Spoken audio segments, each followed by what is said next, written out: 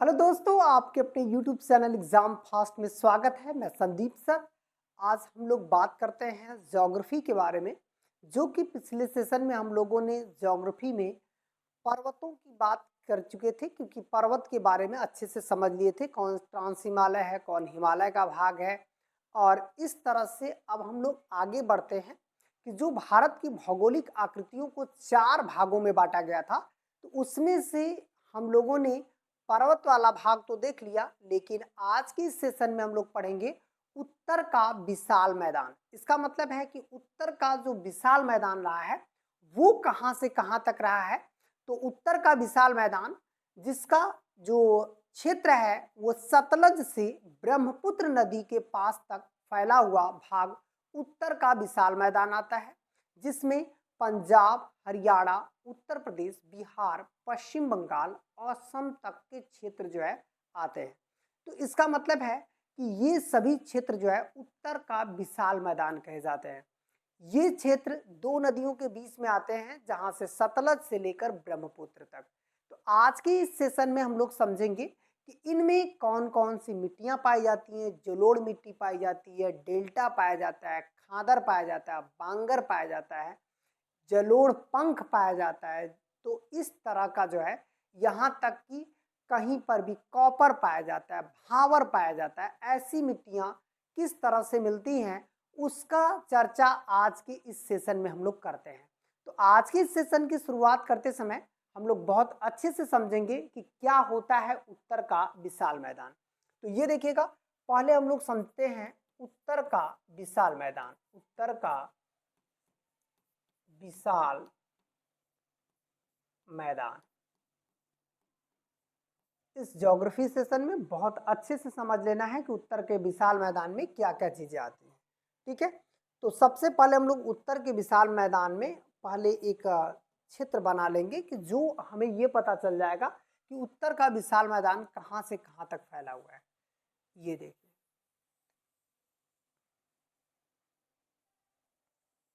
ये वाला भाग उत्तर का विशाल मैदान है। यहाँ कौन कौन से राज्य आते हैं? पंजाब आते हैं, हरियाणा,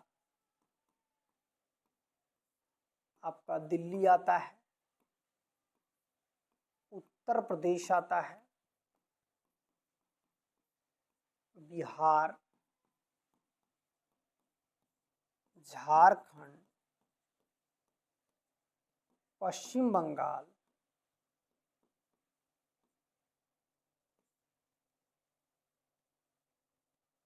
ये देखिए पश्चिम बंगाल,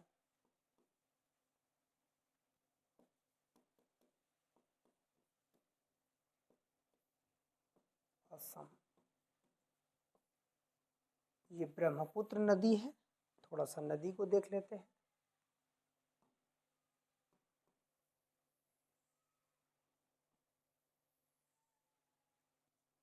इसे बोलते हैं ब्रह्मपुत्र नदी। और इधर वाला जो भाग है वो है सतलज नदी। इस पूरे क्षेत्र वाला जो भाग है उसी को बोलते हैं उत्तर का विशाल मैदान, जो हमें हिमालय के निचले हिस्से में पाया जाता है। यहाँ पर उत्तर के विशाल मैदान में हम लोग देखेंगे कि यहाँ पर जो है, जो नदियों द्वारा मिट्टियों का निर्माण हुआ है। किसके द्वारा? नदियों द्वारा।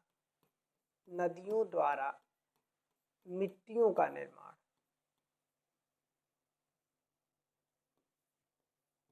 मिट्टियों का निर्माण, इसका मतलब है कि जो मिट्टी का निर्माण होता है वो किसके द्वारा होता है? तो नदियों द्वारा होता है।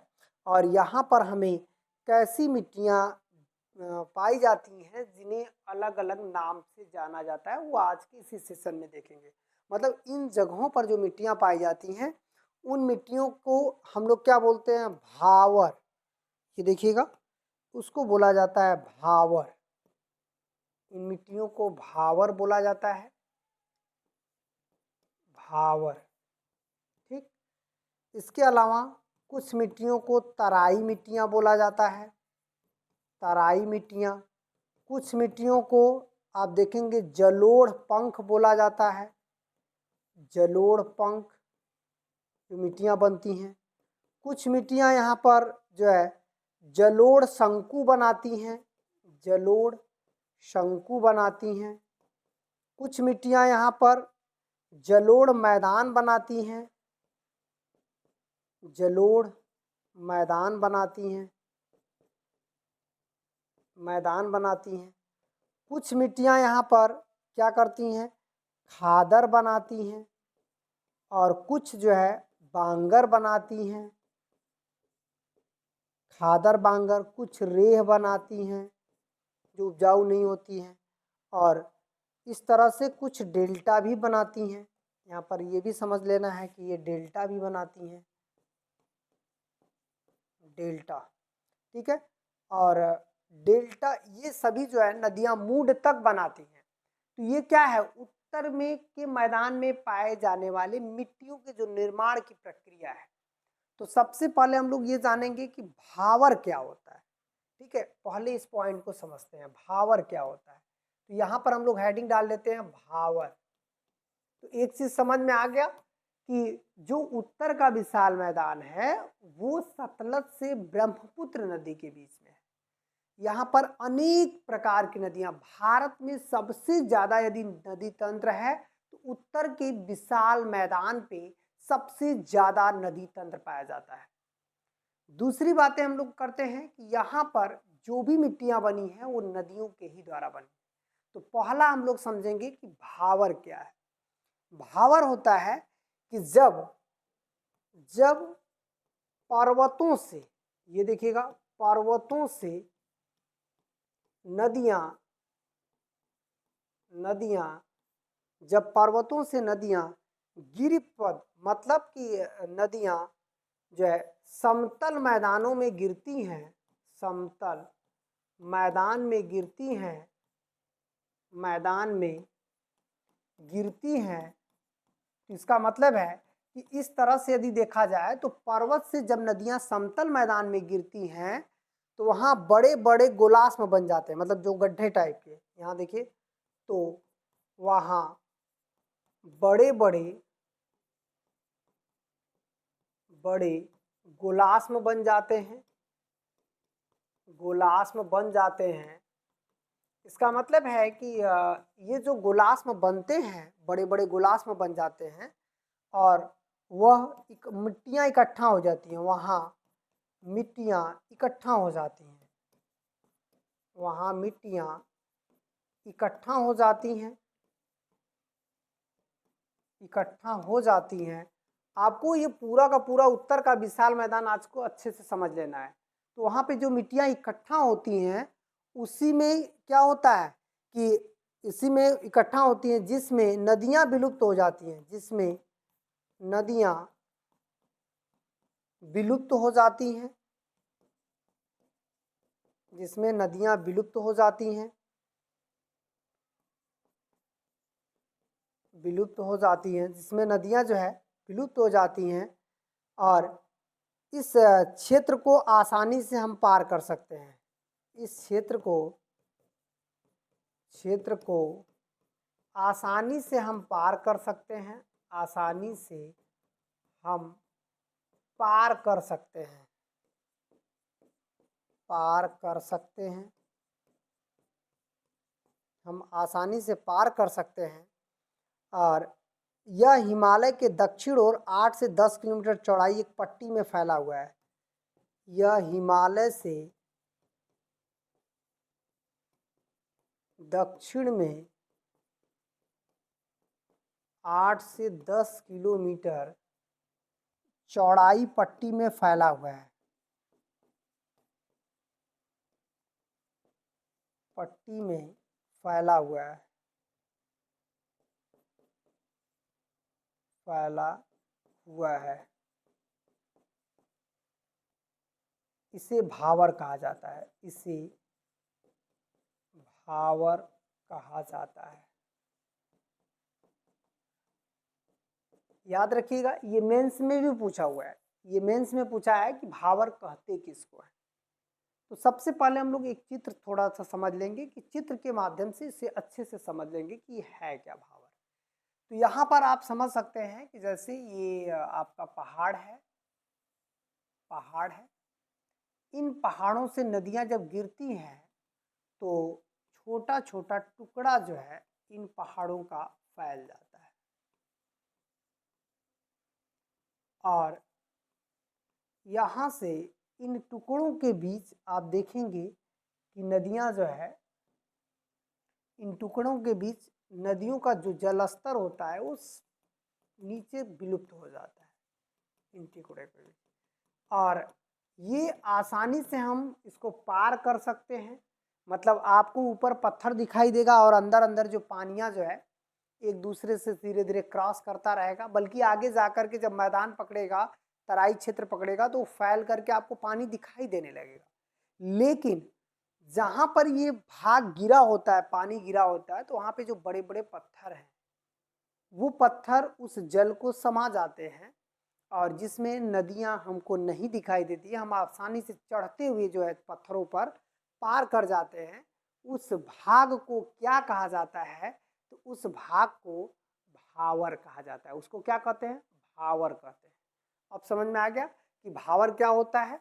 ये देखिए आपका पर्वत है और यहाँ से नदियाँ आ रही हैं और इस तरह से इसमें जाकर विलुप्त हो जा रही हैं, और इस क्षेत्र को भावर क्षेत्र कहा जाता है। क्लियर हो गया? देखिए, जब पर्वतों से नदियां समतल मैदान में गिरती हैं तो वहाँ बड़े बड़े गोलाश्म बन जाते हैं, बड़े बड़े पत्थर बन जाते हैं, वहाँ मिट्टियाँ भी इकट्ठा हो जाती हैं जिसमें नदियाँ विलुप्त हो जाती हैं। इस क्षेत्र को आसानी से हम पार कर सकते हैं। ये हिमालय में दक्षिण की तरफ 8 से 10 किलोमीटर तक फैला हुआ है। इसका मतलब है कि इसी को भावर कहते हैं। ठीक है, अब आगे बढ़ते हैं। तराई किसे कहते हैं? जैसे यदि क्वेश्चन दिया कि तराई क्षेत्र किसको कहा जाता है, ये देखिएगा, तराई, तराई क्षेत्र। तो जाहिर सी बात है, तराई का हम लोग बात करें तो ये क्या है?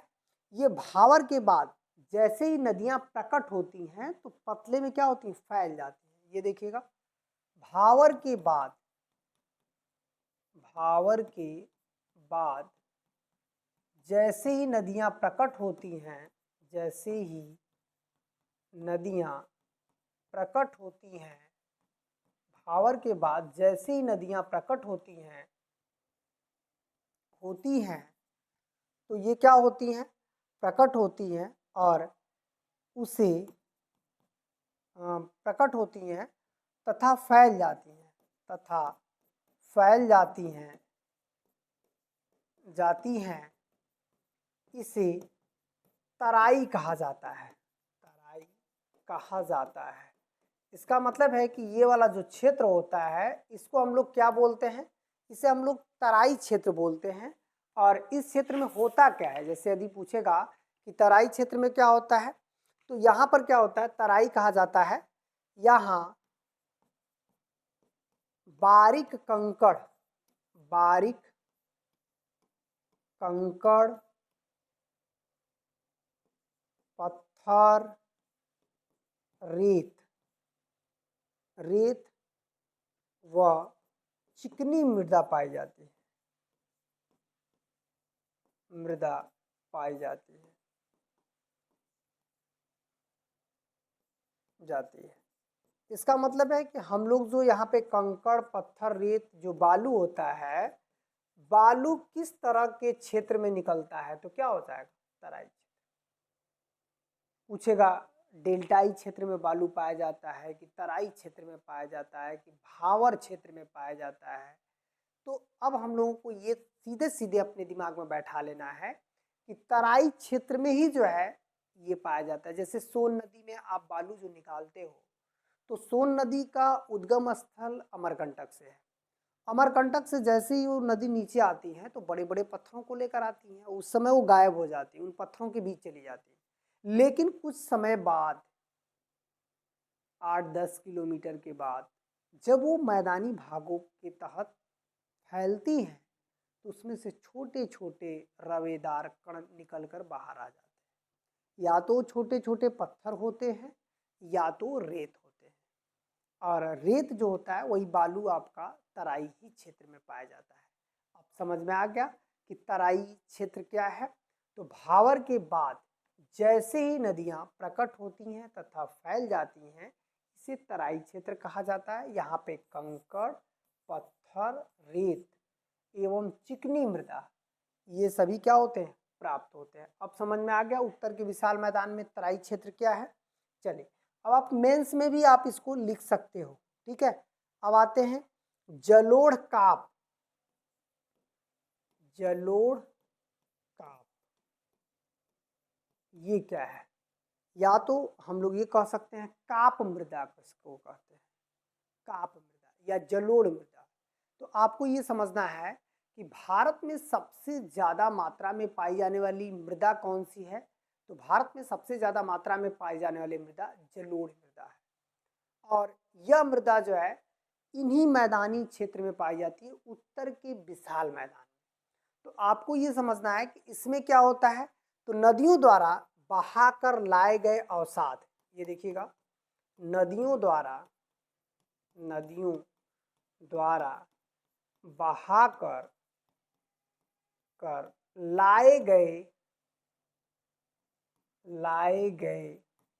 इसका मतलब है कि नदियों द्वारा बहाकर लाए गए अवसाद। तो नदियों द्वारा जो लाए गए अवसाद होता है वो किस तरह का होता है। तो आपको ये समझना है कि नदियों द्वारा लाए गए अवसाद को हम लोग क्या कहते हैं, वो समझिएगा। लाए गए अवसाद जैसे जलोढ़ इसी से बनता है कि नदियां जो है अवसाद के रूप में लाती हैं। ये देखिए अवसाद के कारण मैदान, जलोढ़ मैदान जो है अवसाद के कारण जलोढ़ मैदान विकसित होता है। जलोढ़ मैदान विकसित होता है, जलोढ़ मैदान विकसित होता है। अवसाद के कारण जलोढ़ मैदान विकसित होता है। यह मैदान उर्मिल होता है, यह मैदान उर्मिल होता है, उर्मिल होता है। इसका मतलब यह मैदान कैसा होता है, उर्मिल होता है, अर्थात लहरदार होता है, लहरदार होता है। इसका मतलब है कि यह मैदान उर्मिल भी होता है अर्थात लहरदार होता है। यह मैदान दो भागों में बांटा, इस मैदान को दो भागों में बांटते हैं, इस मैदान को दो भागों में बांटते हैं, को दो भागों में बांटते हैं,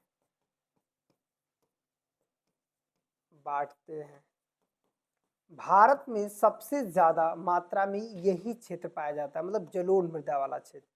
भारत में सर्वाधिक क्षेत्र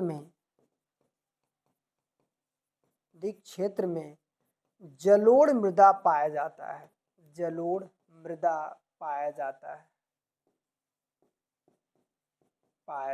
इसका मतलब है कि भारत में सबसे बड़े क्षेत्र में यदि कोई मृदा पाया जाता है तो कौन सा पाया जाता है, जलोढ़ मृदा पाया जाता है। और इसको दो भागों में बांटते हैं। अच्छा, उसके दोनों भाग को क्या बोलते हैं, एक का नाम बांगर रखते हैं और दूसरे का नाम खादर रखते हैं। इसका मतलब है कि जो जलोढ़ मृदा होती है वो दो तरह की होती है, एक बांगर होती है और दूसरी खादर होती है। तो अब समझ में आया कि जलोढ़ मृदा का निर्माण कैसे होता है। तो याद रखना है कि नदियां द्वारा बहाकर लाए गए अवसाद के कारण, जो अवसाद मतलब होता है वो कई तरह की मिट्टियां आपस में मिला दी जाती है। यही कारण है कि नदियों के कछार में उत्पादन बहुत ज़्यादा होता है। इसका मतलब है कि नदी के कछार में उत्पादन क्यों ज़्यादा होता है, उसका रीज़न है कि वहाँ पे कई मिट्टियों का मिश्रण होता है, कई अवसादों का मिश्रण होता है और ये सभी उपजाऊ तत्व सड़े गले जो इकट्ठा हो जाते हैं। और जिसमें सबसे ज़्यादा यदि कोई उपजाऊ मिट्टी होती है तो वो खादर मिट्टी होती है, जो प्रत्येक वर्ष नदियों द्वारा लाई गई होती है। तो इसका मतलब ये सीधा सीधा हो गया कि नदियों को बहाकर लाए गए अवसाद के कारण जब जलोढ़ मैदान विकसित होता है तो यह मैदान उर्मिल कहलाता है या उर्मिल होता है, अर्थात लहरदार होता है, ऐसे ऐसे करके फैला होता है। और इस मैदान को दो भाग में बांटते हैं। भारत में सबसे बड़ा यदि कोई क्षेत्र है, मतलब भारत में सर्वाधिक क्षेत्र में फैला हुआ मिट्टी वाला भाग कौन सा है, जलोढ़ मिट्टी है। इसे दो भाग में क्या बांटते हैं, बांगर और खादर। अब बात करते हैं कि बांगर किसको कहते हैं। ठीक है, ये देखिएगा मेंस में यदि क्वेश्चन आए कि जलोढ़ किसको कहते हैं तो आपको अवसाद इकट्ठा कर देना है और इसे दो भागों में बांट देना है। सबसे ज़्यादा क्षेत्रफल वाला जो है यदि मिट्टियों को दर्शा देना है तो ये जलोढ़ होता है। ठीक है, तो अब हम लोग बात करते हैं बांगर। बांगर किसको कहते हैं, ये थोड़ा कम उपजाऊ होती है। इसका मतलब है कि ये भी जलोढ़ ही होता है, लेकिन नदियों द्वारा प्राचीन समय में लाई गई अवसाद मिट्टी को बांगर कहा जाता है। देखिएगा ये किसको बांगर हम लोग कहते हैं, तो बांगर हम लोग कहते हैं कि नदियों द्वारा, ये देखिएगा नदियों द्वारा प्राचीन समय में लाई गई मिट्टी को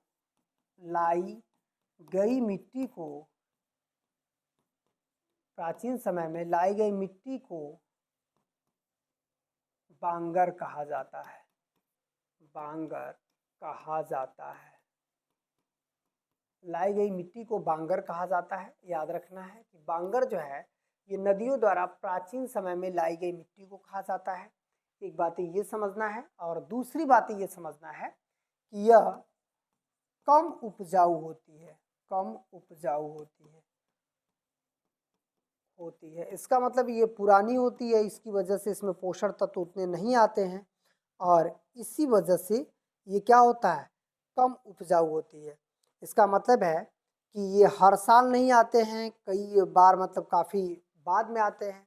और वहीं यदि हम लोग खादर की बात करें, जैसे हम लोग खादर की बात करें तो यहाँ पर देखिएगा खादर जो है ये किस तरह की मिट्टी है, तो खादर मिट्टी जो है ये प्रत्येक वर्ष नदियों द्वारा लाए गए अवसाद, नदियों द्वारा लाया गया अवसाद, ये भी अवसाद लाया गया था लेकिन ये प्राचीन समय में लाया गया था, लाया गया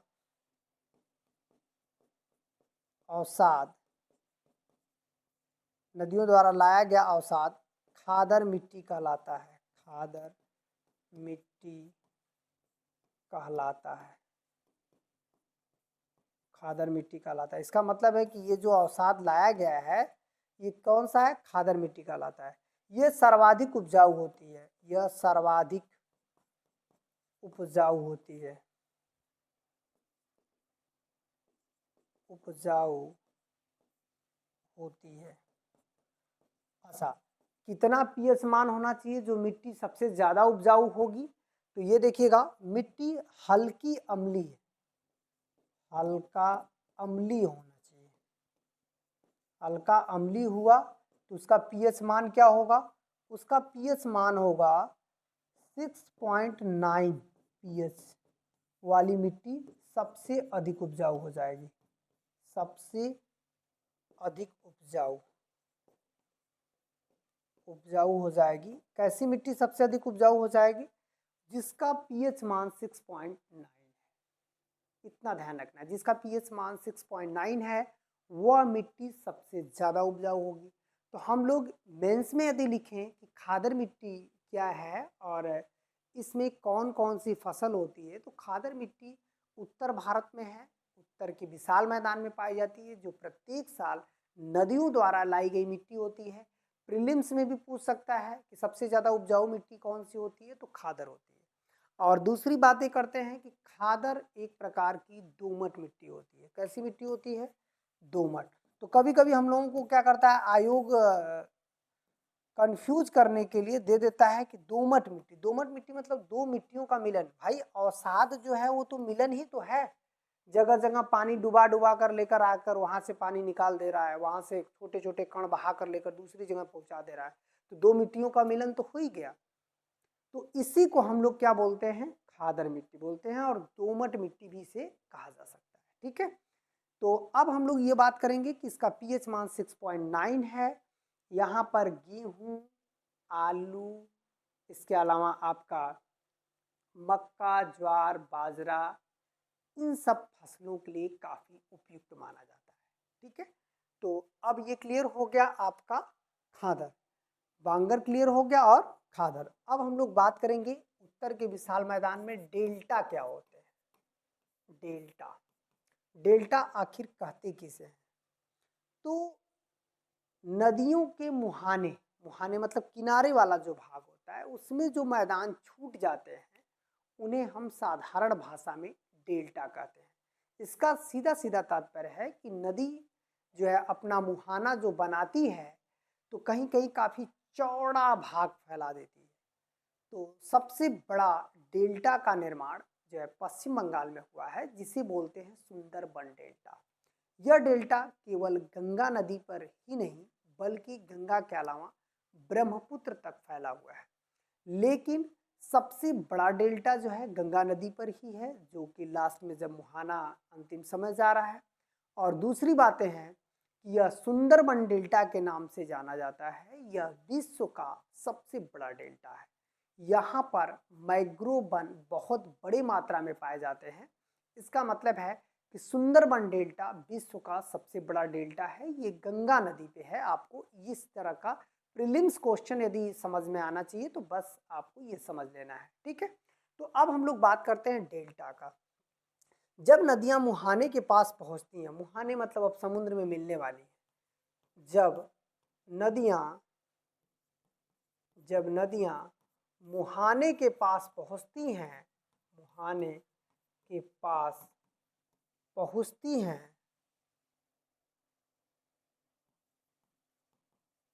पहुंचती हैं तो पहले नदियों में अवसाद का मात्रा, तो नदियों में अवसाद का मात्रा, अवसाद का मात्रा, तो नदियों में अवसाद का मात्रा ज़्यादा हो जाता है, ज़्यादा हो जाता है। अवसाद का जो मात्रा है वो ज़्यादा हो जाता है, जिससे नदियाँ चौड़ी होकर बहती हैं, जिससे नदियाँ चौड़ी होकर बहती हैं, नदियाँ चौड़ी होकर बहती हैं, जिससे नदियाँ चौड़ी होकर बहती हैं और यह कई शाखाओं में बढ़ जाती हैं, यह कई शाखाओं में बढ़ जाती हैं, शाखाओं में बट जाती हैं। इसका मतलब है कि ये नदियाँ क्या होती हैं कि कई शाखाओं में बढ़ जाती हैं। अब जब कई शाखाओं में बढ़ जाएगा तो क्योंकि इसके बीच बीच में अवसाद और निक्षेप हो जाते हैं, क्योंकि बीच बीच में अवसाद व निक्षेप हो जाते हैं,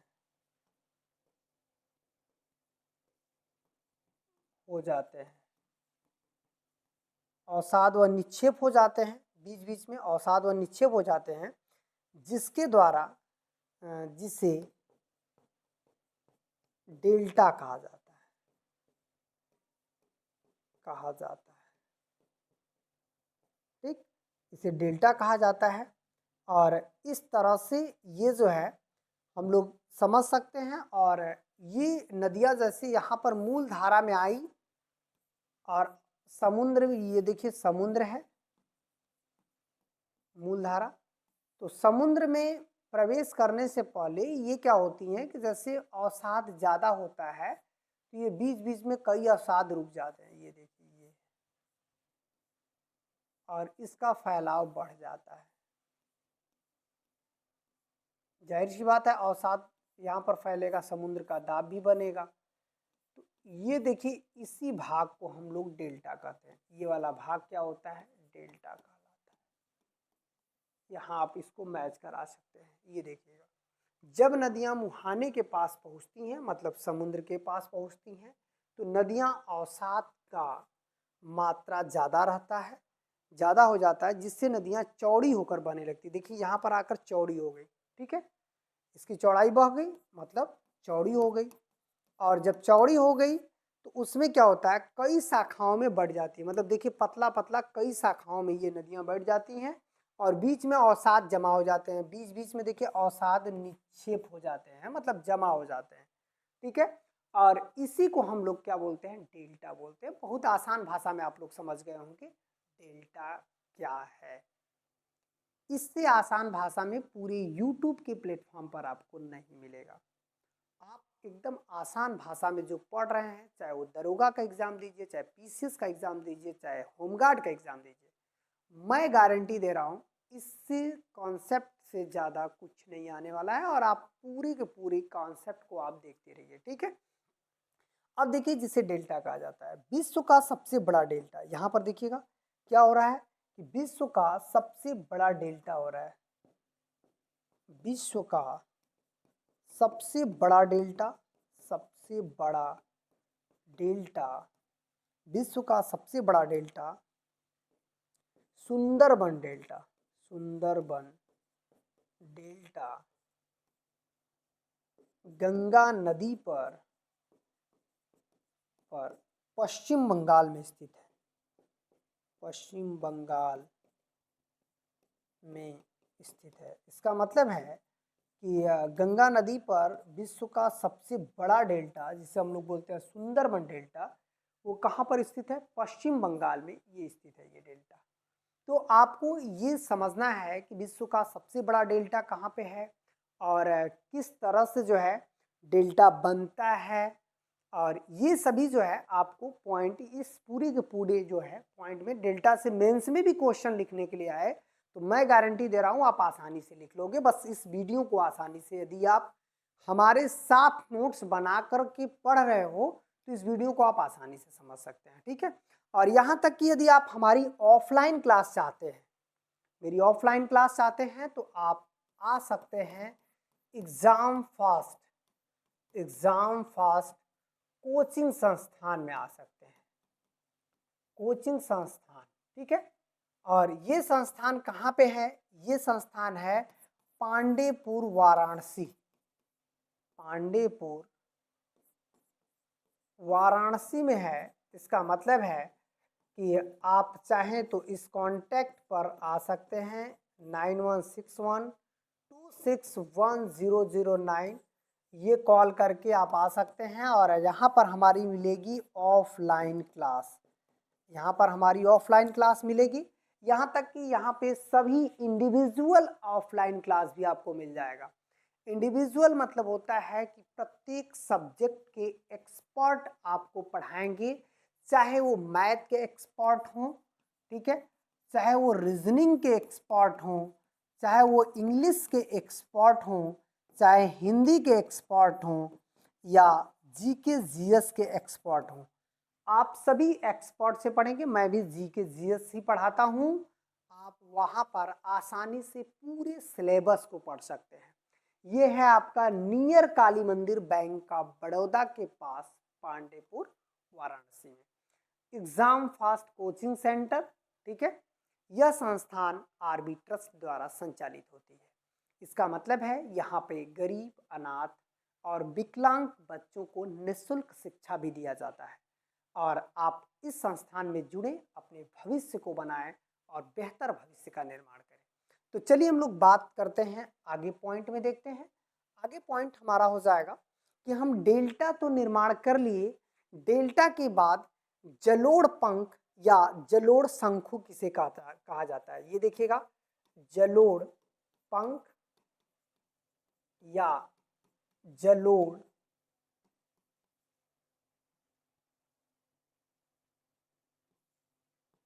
जलोढ़ शंकु, ठीक है। ये क्या होता है, तो यहाँ पर भावर क्षेत्र में जहां पर शंकु बनते हैं, भावर क्षेत्र में जहां शंकु के आकार इकट्ठे होते हैं, शंकु के आकार इकट्ठा होता है, शंकु का आकार में इकट्ठा होता है, इसे जलोढ़ शंकु कहा जाता है। इसे जलोढ़ शंकु कहा जाता है,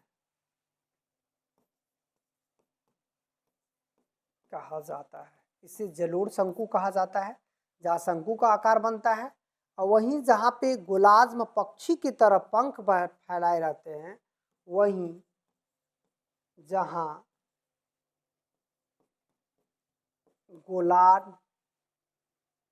गोलाज्म पक्षी की तरह पंख फैलाए होते हैं, पक्षी की तरह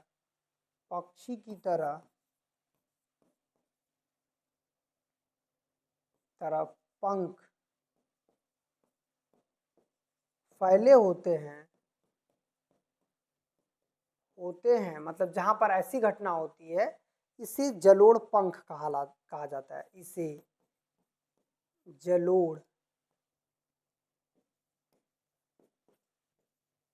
पंख कहा जाता है। इसे जो है जलोढ़ पंख कहा जाता है। ठीक है, तो उत्तर के विशाल मैदान में ये जलोढ़ पंख का भी इस तरह से निर्माण होता है। भावर क्षेत्र जहां पर शंकु के आकार, जहां पे जब नदियां आकर के विलुप्त होती हैं, वहां पे कई जगह इकट्ठे होने पर शंकु का आकार बन जाता है, तो ये जलोढ़ शंकु बोलते हैं। और वहीं पक्षी के पंख की तरफ फैल जाता है तो उसे जलोढ़ पंख बोलते हैं। ये कहाँ होता है? भावर क्षेत्र में, जहाँ पे नदियां हमें दिखाई नहीं देती हैं। ठीक है, चलिए और आगे बढ़ते हैं कि रेह क्या होता है। रेह एक सामान्य भाषा में ऊसर बोलते हैं, इसको ऊसर। रेह होता है, इसी को ऊसर, इसी को कांप बोला जाता है, कांप। ठीक है, इसी को बंजर बोला जाता है, बंजर।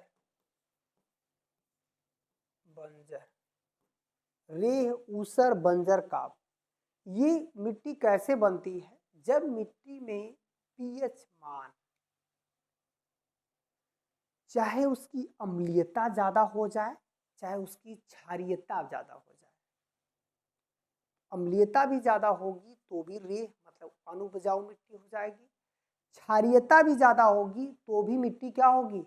अनउपजाऊ होगी। इसका मतलब है कि उसी को हम लोग रेह बोलते हैं, ये उपजाऊ नहीं होता है। ठीक है, और इसे हम लोग जो है अलग अलग जगहों पर अलग अलग नाम से जानते हैं।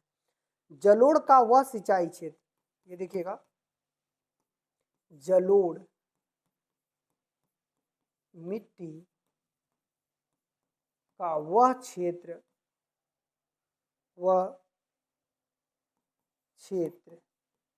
जहां अम्लीयता एवं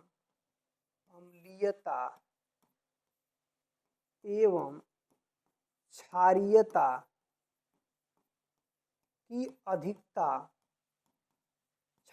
की अधिकता होने से परत पर सफेद चादर बिछ जाते हैं, चादर बिछ जाता है, उसे रेह कहा जाता है, रेह कहा जाता है। ठीक है, इसका मतलब है कि उसको हम लोग क्या कहते हैं? रेह कहता है।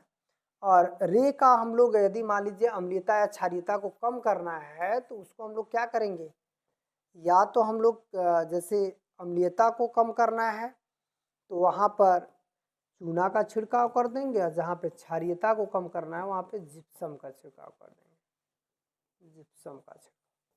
इन दोनों को हम क्या कर सकते हैं? समाप्त कर सकते हैं।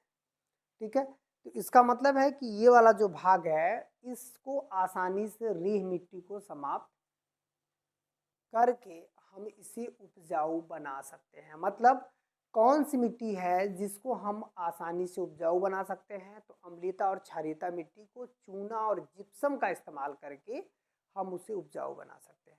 उपजाऊ मिट्टी जो है अम्लीयता और क्षारीयता ज़्यादा होने पर ऐसा होती है, रेह होती है। उपजाऊ मिट्टी का पीएच मान जो है 6.9 पीएच होता है, और ये हल्की अम्ली होती है, हल्की अम्लीय होती है। इसका मतलब है कि हल्की अम्लीय मिट्टी सर्वाधिक उपजाऊ होती है। कैसी होती है? सर्वाधिक उपजाऊ होती है। हल्की अम्लीय मिट्टी सर्वाधिक उपजाऊ होती है। ये पॉइंट हो जाएगा। ठीक है, तो इस तरह से आपके क्वेश्चन में यहाँ से एग्जामिनर क्वेश्चन बना सकता है। बहुत ही वेरी इंपॉर्टेंट क्वेश्चन यहाँ से बन सकते हैं। तो इस तरह से आज हम लोग उत्तर के विशाल मैदान के मिट्टियों को आसानी से पढ़ लिए। अब हम लोग आगे के जो सेशन में और जो टॉपिक है उसे बहुत अच्छे से विस्तृत पढ़ेंगे। ठीक है, चलिए आज इतना ही, फिर मिलते हैं नेक्स्ट क्लास में, नेक्स्ट वीडियो में। धन्यवाद।